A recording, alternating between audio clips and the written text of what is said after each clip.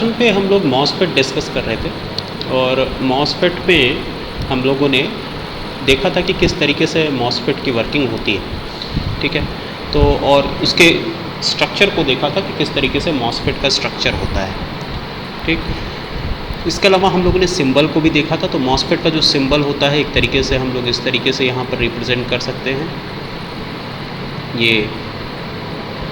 ये जो है ये इस तरीके से होता है और ये होता है मॉसफेट का सिंबल, ठीक है ना। ड्रेन, सोर्स और ये एरो जो है वो यहाँ पर बनी होती है। तो ये एन चैनल मॉसफेट को रिप्रेजेंट करता है। तो सर ये बताइए कि आप जैसे यहाँ पर बना रहे हैं, आपने यहाँ पर ये सोर्स बनाया और ये ड्रेन बनाया और ऐसे आप थोड़ा सा एक्सटेंड कर रहे हैं इसको। तो क्यों एक्सटेंड कर रहे हैं? तो इसका रीज़न यही है कि सर एक्सटेंड इसलिए कर रहे हैं क्योंकि आपको भी पता है कि जो गेट की लेयर होती है वो भी एक्सटेंड होती है थोड़ा सा उसके ऊपर, ठीक है। थोड़ा सा गेट की लेयर जो होती है वो एक्सटेंड होती है, ठीक।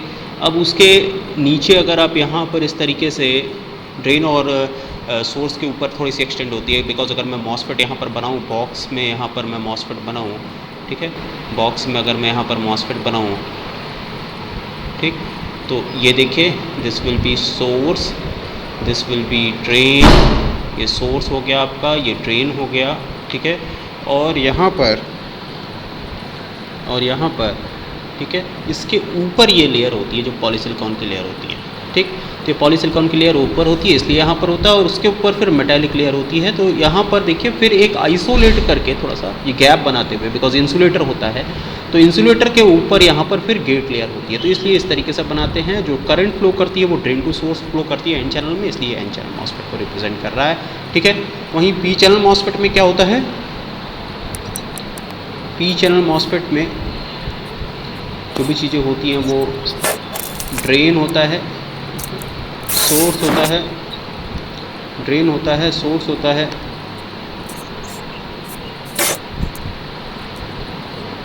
अपना माइक म्यूट कर लीजिए।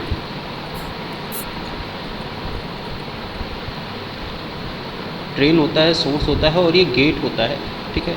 और यहाँ पर जो करंट फ्लो करती है वो सोर्स से ड्रेन की तरफ फ्लो करती है, ठीक है। To holes to current flow करती है। अगर हम VDS वोल्टेज लगाते हैं तो current will flow from source to drain, ठीक है।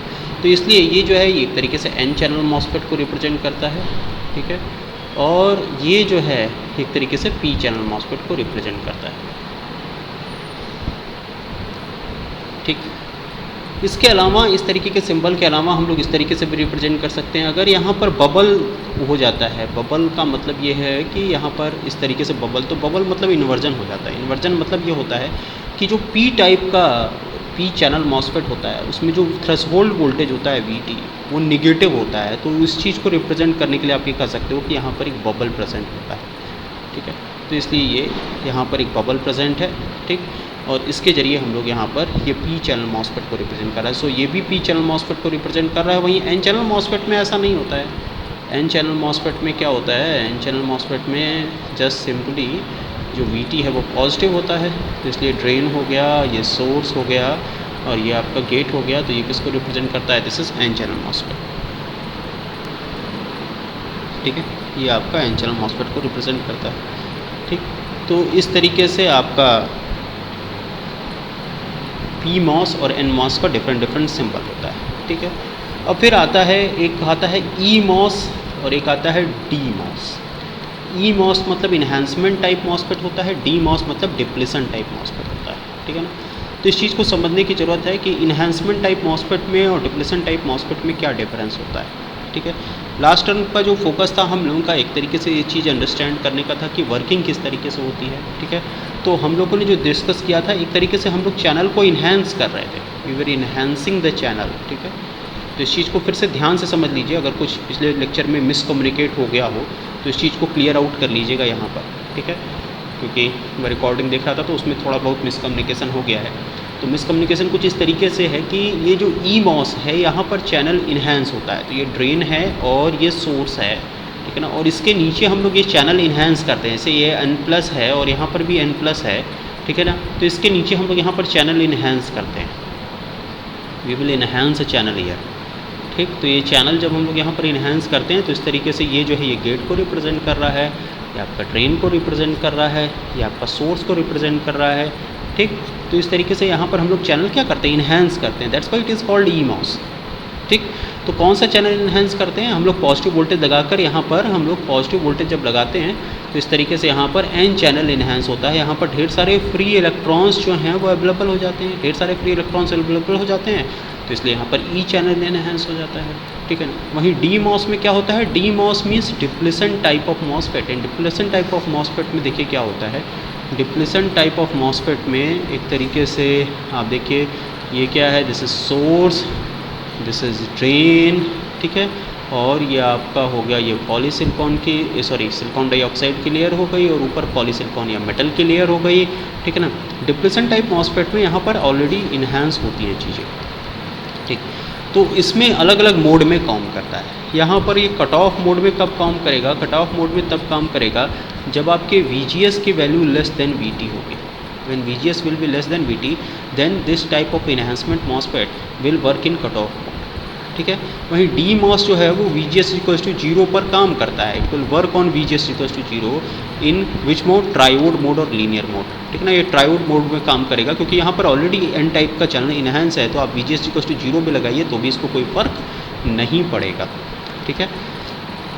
फिर उसके बाद यहाँ पर हम लोग ने देखा कि VGS माइनस VT ये जो होता है ये क्या कहलाता है, ये ओवर ड्राइव वोल्टेज कहलाता है, this will be called over drive voltage, ठीक है ना। और ये जो ओवर ड्राइव वोल्टेज होता है यही रिस्पॉन्सिबल होता है, this is the voltage which is responsible for what, channel enhancement. इससे ज़्यादा वोल्टेज लगेगा तभी चैनल बनेगा, ठीक है ना। मतलब ये जो VOV होता है, ये जो VOV होता है ये ज़्यादा से ज़्यादा होगा तो चैनल की डेप्थ और ज़्यादा होगी, ठीक है ना। तो अब यहाँ पर फिर उसके बाद हम लोग आते हैं VDS, जब VDS की वैल्यू लेस होती है किससे, VGS माइनस VT से, जब VDS की वैल्यू लेस होती है किससे, VGS माइनस VT से, तो ये जो होता है ये लीनियर रीजन में काम करता है या ट्रायोड रीजन में काम करता है, ठीक है। जो डिवाइस होती है वो किस में काम करती है, ट्रायोड रीजन में काम करती है या फिर एज ए रेजिस्टेंस काम करती है। और इसमें क्या होता है, इसमें जो चैनल होता है, जो चैनल होता है वो क्या हो जाता है, channel will get tapered, channel is tapered, ठीक है ना, लेकिन अभी भी मौजूद रहता है, ठीक है ना। फिर जब VGS is equals to VGS minus VT होता है, जब VDS equals to VGS minus VT होता है तो यहाँ पर हम लोग कहेंगे कि इस पर्टिकुलर कंडीशन में क्या हो जाता है, पिंच ऑफ हो जाता है, पिंच ऑफ हो जाता है।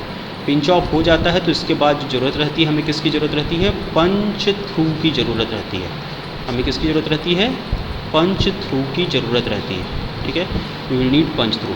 और फिर आपका जब VDS बड़ा हो जाता है किससे, VDS is more than VGS minus VT, तो इस पर्टिकुलर कंडीशन में जो डिवाइस होती है वो सैचुरेशन में चली जाती है, this device will go in the saturation, और सैचुरेशन में जा कर के हम लोग ये कह सकते हैं कि अब ये डिवाइस एज एन एम्पलीफायर काम करेगी, ठीक है ना। ये जो पंच थ्रू होता है इसे आप कह सकते हैं एज ऑफ सैचुरेशन भी कह सकते हैं,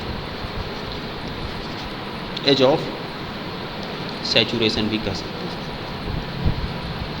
so this may be also called edge of saturation, okay. तो इस तरीके से हम लोग इसे कह सकते हैं, ओके। अब नेक्स्ट जो करंट इक्वेशन होती है, तो करंट इक्वेशन जो होती है आपका ये जो ट्रायोड रीजन होता है, मतलब VDS is equals to VDS is less than VGS minus VT, तो ये जो ट्रायोड रीजन होता है इसमें जो आपकी करंट इक्वेशन होती है, this current equation will B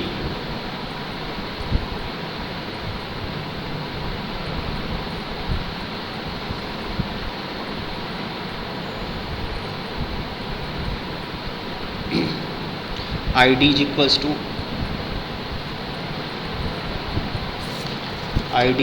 to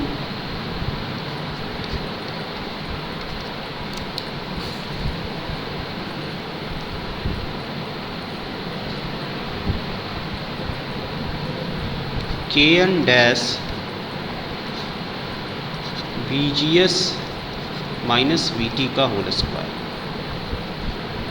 Kn dash VGS minus VT का whole square, okay.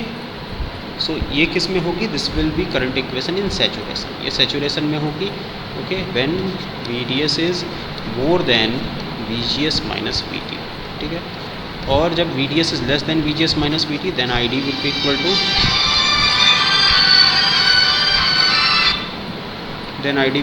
To ID will be equal to how much? K and dash, okay, 2 into VGS minus VT into VDS minus of VDS का whole square. Okay, so this will be current expression when device or MOSFET is working in triode region, and this will be current equation when device or MOSFET is working in saturation region. Okay, तो इस तरीके से होता है। और अगर हम लोग इसका कर्व बनाते हैं तो कर्व कुछ इस तरीके से आता है। ये आपका आ जाता है क्या, ID आ जाता है, ठीक है ना। ये आपका क्या आ जाता है, VDS आ जाता है, ठीक है ना। This is ID, this is VDS, और फिर आपका ये VGS है, ठीक है ना। ये आपका VGS है, ये आपका अलग अलग वैल्यू ऑफ VGS पे ये अलग अलग तरीके से काम करता है, ठीक है। ये अलग अलग वैल्यू ऑफ VGS पे अलग अलग तरीके से काम करता है। This will be called edge of saturation. ये किसको रिप्रेजेंट करेगा, this will called edge of saturation. और ये जो है ये V ओवर ड्राइव को रिप्रेजेंट करेगा, ये V ओवर ड्राइव को रिप्रेजेंट करेगा, means it will represent over drive voltage अलग अलग। मतलब यहाँ पर हम लोग VGS माइनस VT की वैल्यू को बढ़ाते जाएंगे, VGS माइनस VT की वैल्यू को क्या करते जाएंगे, बढ़ाते जाएंगे, ठीक है ना। और ये ट्रायोड रीजन को रिप्रेजेंट करेगा। ओके, वहीं अगर हम लोग इसके बाद इसका ट्रांसफ़र कर्व बनाएंगे तो ट्रांसफ़र कर्व जो बनेगा, ठीक है ना, तो ट्रांसफ़र कैरेक्टरिस्टिक किसके किसके बीच में बनेगी, ट्रांसफ़र कैरेक्टरिस्टिक्स बनेगी ID और VGS के बीच में, ID और VGS के बीच में, ठीक है ना। तो जो ट्रांसफ़र कैरेक्टरिस्टिक्स बनेगी तो जब VGS will be more than VT तो यहाँ पर ये करंट फ्लो करना शुरू करेगी, मीन्स 0.3 से ये स्टार्ट करेगी और उसके बाद ये इस तरीके से इंक्रीज़ करेगी, ठीक है ना। तो इस तरीके से ये इंक्रीज़ करेगी।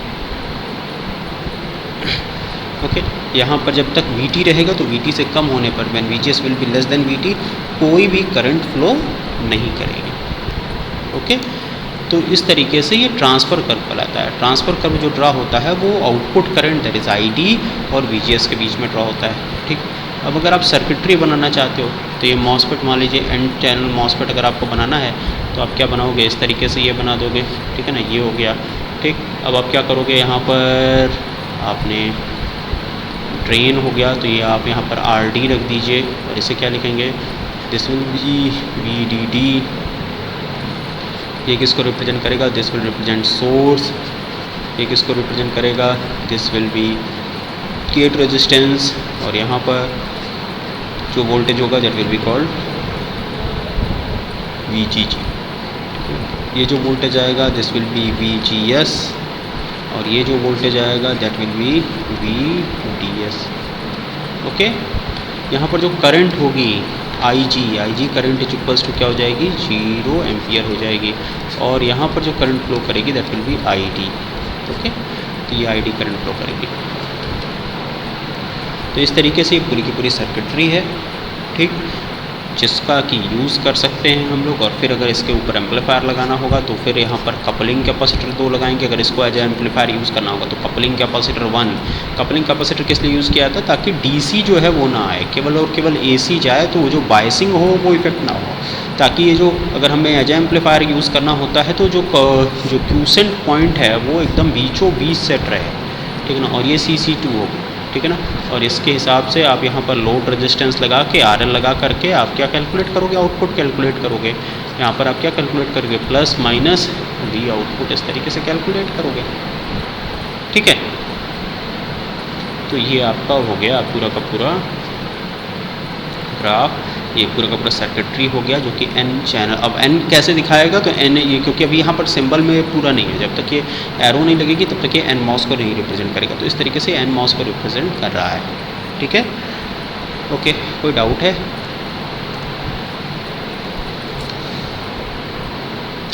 अब यहाँ पर ये जो Kn आता है, जो Kn डैश हमने बताया, तो Kn डैश जो फार्मूले में आ रहा है वो किस पर डिपेंड करेगा, that will be depending upon width upon length ratio. तो channel width divided by channel length, इस चीज़ पे डिपेंड करेगा. So things will depend here.